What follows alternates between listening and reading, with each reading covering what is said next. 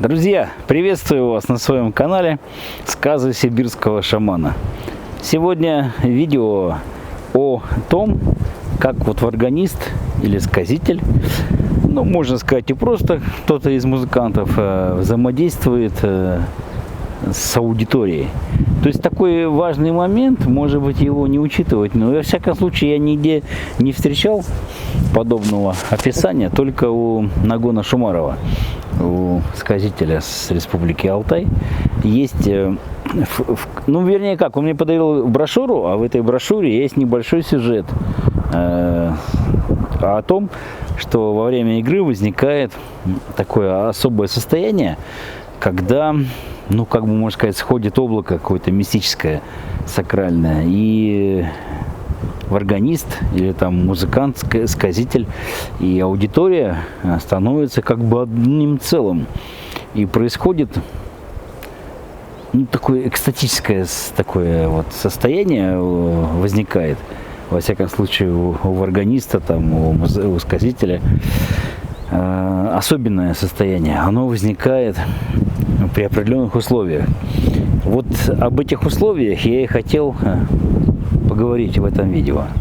Но оно будет небольшое, но тем не менее емкое и очень полезное для тех, кто желает не просто играть на варгане, тренькать какие-то звуки, а тот, кто выступает перед аудиторией, кто желает коснуться сокровенного своей аудитории, сокровенного, ну, как бы сердечного такого уровня, что ли, своей аудитории, чтобы музыка, ну, воистину творила чудеса. Возможно ли такое? Конечно, возможно. Я в своей практике несколько раз переживал подобное, когда возникало вот такое, ну, можно сказать, воодушевление, такое единение, такое вот умножение духа, что ли, умножение умножение света, умножение благодати. Видите, я буду касаться такой темы, которую, может быть, сложно описать простыми словами, ну, общепринятыми словами, но тем не менее я постараюсь вам передать. Значит, самое главное условие, которое необходимо, чтобы это возникло, это чтобы сказитель, органист или просто музыкант, чтобы у него было открытое сердце, чтобы он был вхож в иные измерения, в сакральные измерения бытия, чтобы сказитель или музыкант или органист был полон духа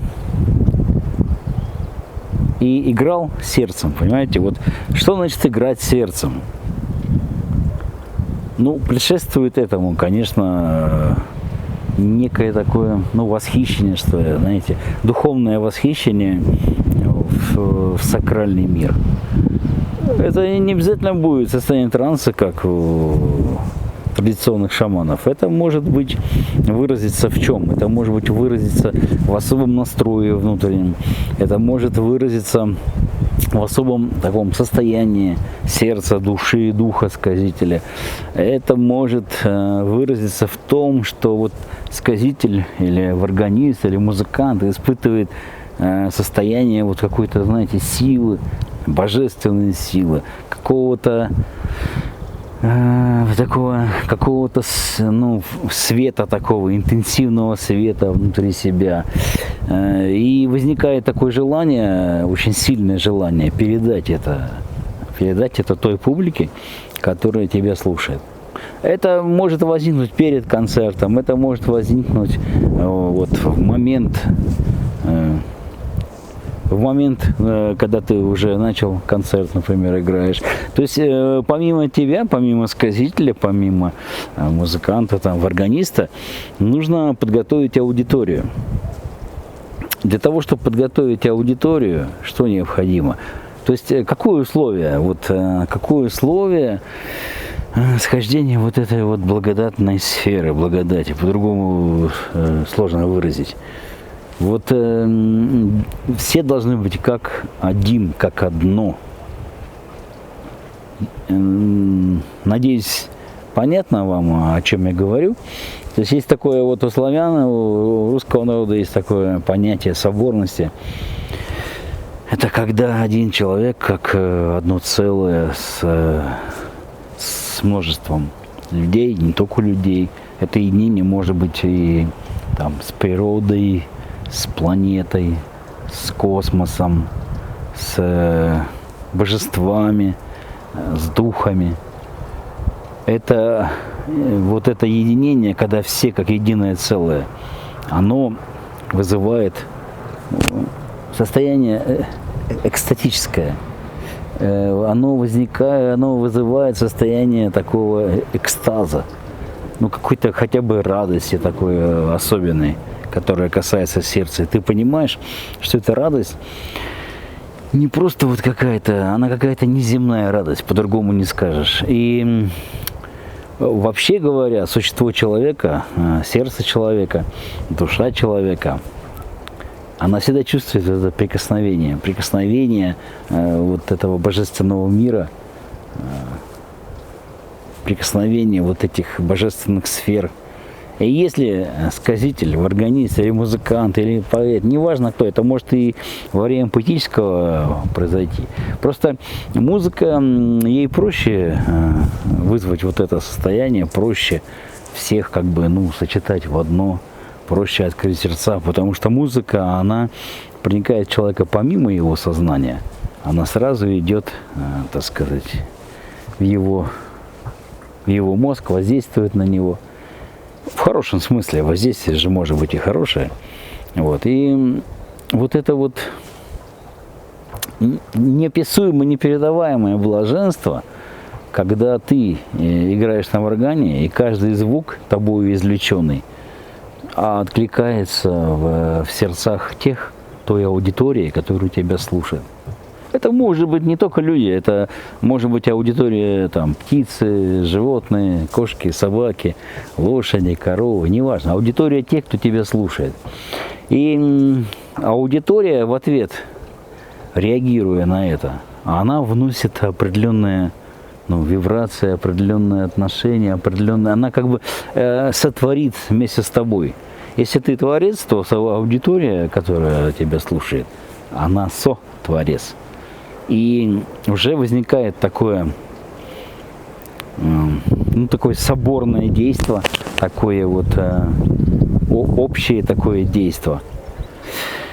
И музыка, она буквально возносит людей в какие-то вот действительно небесные, божественные сферы. Дух, душа восхищается в божественные сферы, в небесные сферы. И от этого еще больший восторг испытывает и сам исполнитель, и его аудитория. И, понимаете, возникает состояние, как будто зал, как бы вот весь зал, он как будто расширяется, его пространство расширяется, стены как бы пропадают, они как бы исчезают. И получается ты и аудитория, и Вселенная, ты аудитория и космос. Вот ты аудитория и целый какой-то огромный мир, который в этот момент ты ощущаешь всеми фибрами души. И когда вот это вот состояние находит, и аудитория также откликается, может быть, не вся аудитория, но достаточно какой-то части аудитории откликнуться, возникает спонтанная вот такая вот реакция, когда сердца открываются, распахиваются, и в этот момент все переживают вот это вот, какое-то несказанное блаженство, неземное блаженство, радость, неземную радость. Это может быть экстатическое состояние, это может быть состояние божественного экстаза.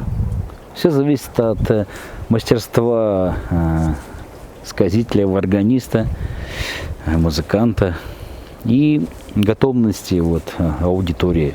Аудитория тоже должна быть готова. И, знаете, сложно, допустим, аудитории стать одним сердцем с исполнителем, если она, например, не знает исполнителя. Если нет неких таких сокровенных, что ли, уз сотканных вот между тобой и аудиторией. И чем больше эти узы возникают, на это нужно время, либо какое-то особое какое-то присутствие вот божественных сфер. Такое тоже может быть. То есть ты, допустим, шел на концерт, ничего не подозревая, и совершал то, что должен совершить.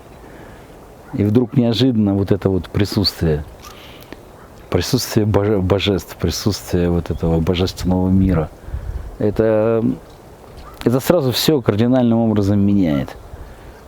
То есть это может быть возникнуть от мастерства твоего, а может не возникнуть. А это может просто прийти, вот, а может не прийти.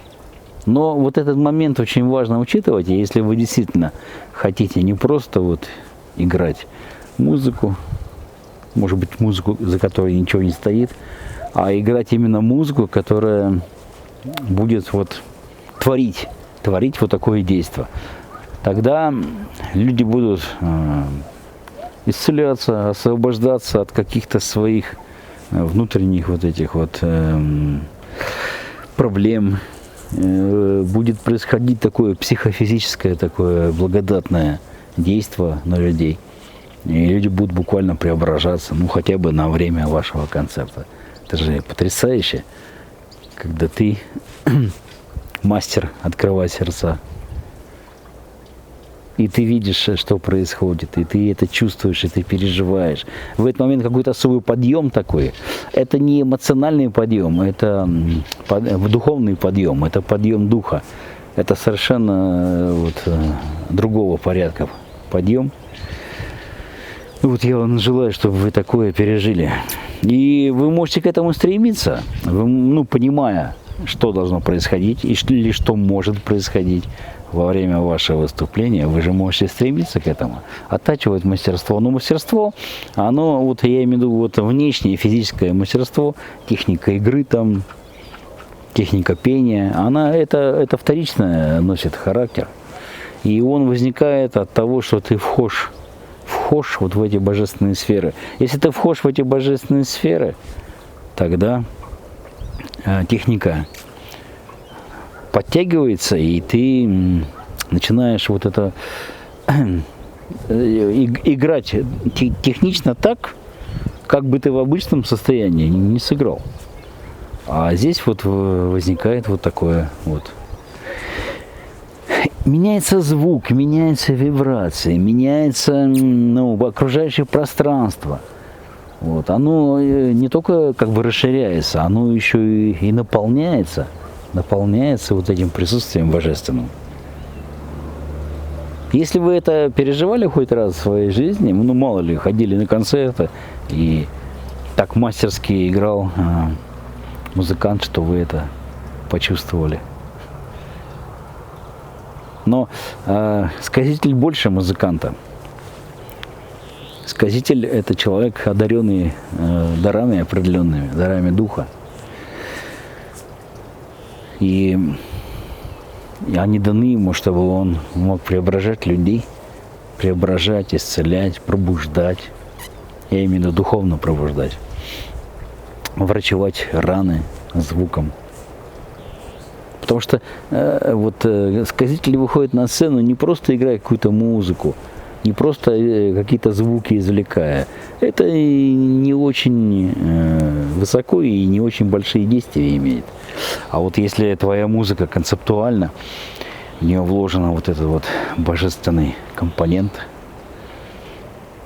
божественные звуки. Если ты во время игры можешь духом восхищаться в божественный мир, в другие измерения, тогда твое выступление будет иметь абсолютно другой характер.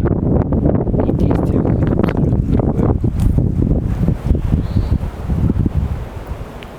Вот к такому стремитесь.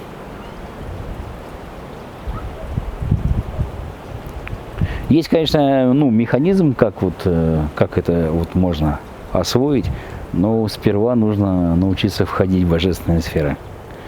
И если вы вхожи в божественные сферы, остальное, оно прилагается. ваши пальцы, ваш артикуляционный аппарат, если вы в органе играете, они будут соответствовать этим сферам. То есть вы в сферу восхитились, эта сфера проявилась. Это определенный дух, это определенные вибрации, это определенные звуки, интонации, это определенные частоты. Это такой спектр божественного мира. И вся ваша физика, она начинает это все транслировать. Мимика, там песня, музыка, руки, ноги, все существо ваше начинает вибрировать в согласии с божественным миром. Вот к чему надо стремиться, это вершина мастерства. Я не слышал, чтобы кто-то об этом учил особо. Но поверьте, это тайная кухня сказителей, это тайная кухня действительно мастеров с большой буквы. Мастеров, которые могут преобразить человека игрой на инструменте, например, пением. В древние времена это очень было распространено и высоко ценилось искусство сказителя. Но в наше время скорее подражание внешнему, нежели такой момент. Но если вы пережили такое состояние хоть раз, вы напишите в комментарии, мне очень интересно. То есть я такой фактический материал изучаю, как происходит это у людей. Переживают ли они то, о чем я говорю? Было ли в их жизни такое? Неважно, даже выступали вы, допустим, сами или были слушателями, в аудиторию представляли.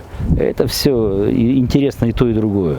А когда, аудитория таким образом стала одно с исполнителем, тогда могут происходить совершенные такие. Даже я замечал, допустим, удар по органу, и он вызывает какое-то движение в аудитории.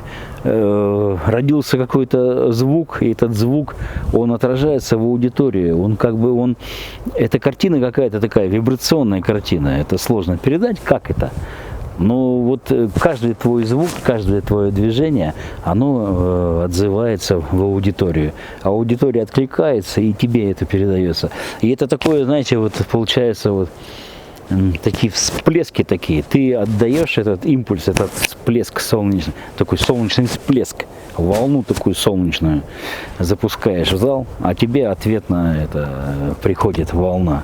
От тех, кто реагирует живо, кто это воспринимает, кто ответ на это порождает такое. И получаются такие волны от тебя к аудитории, от аудитории к тебе. Это настолько блаженное состояние, они не часто бывают. Это очень сильно зависит и от самой аудитории, и от состояния тебя, как сказителя или органиста. Но это удивительное состояние. Я уверен, если вы расспросите сказителей, Алтая, то вы наверняка они тоже это все испытывали. И тогда эта музыка, которую вы рождаете, это может быть импровизация на ходу, либо какая-то готовая мелодия, но она по-другому звучит. Она резонирует в слушателях, она резонирует в аудитории и в вас резонирует. Происходит такой глобальный резонанс. А одно, второе, третье сердце срезонировало, это может сразу накрыть весь зал, понимаете, такая солнечная такая вспышка. Образно говоря, это не значит, что там какое-то будет светопредставление и начнут огни по залу ходить. Вы понимаете, да, я образно сравниваю это. Но это состояние, наверное, может передастся вам как-то, передаю вам. Как-то, может, прочувствуете вы такой момент. Это одна из тайн сказительства, одна из тайн органистов, мастеров, импровизаторов. Не только в органистов, может быть, скрипка Морион Хур, например, или скрипка Игиль. тувинская, она тоже способна такое вызвать. Ну, лично я вот могу сказать, что обычные инструменты на меня не очень действуют.